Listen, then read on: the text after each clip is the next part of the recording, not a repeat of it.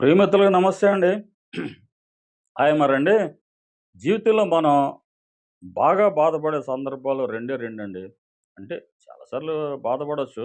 కానీ ఎక్కువగా ఫీల్ అయ్యే సందర్భాలు రెండే రెండు. అవేంటంటే, ఒకటి మనం ఆత్మీయులు అనుకున్న వాళ్ళకి ఎంత చేసినా, ఎంత చూసినా మాకేం చేసావు అని అడుగుతారు చూసారా? అప్పుడే చాలా బాధ అనిపిస్తుంది మనసుకి. అలాగే సహాయం పొందిన వాళ్ళే. అంటే సహాయం మనం సాయం చేశామని వాళ్ళు మనకు తిరిగి సాయం చేయాలని కాదు.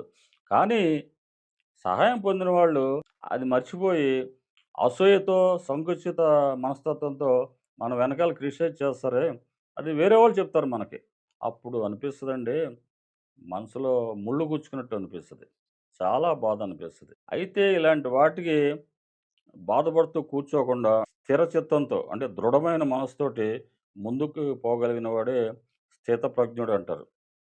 అంటే స్థితప్రజ్ఞత అంటే అన్నీ ఇలాంటివి పట్టించుకోరనమాట. ఆడు చాలా దృఢంగా ఉంటారు. వాళ్ళ మనస్సు చాలా స్ట్రాంగ్‌గా ఉంటది.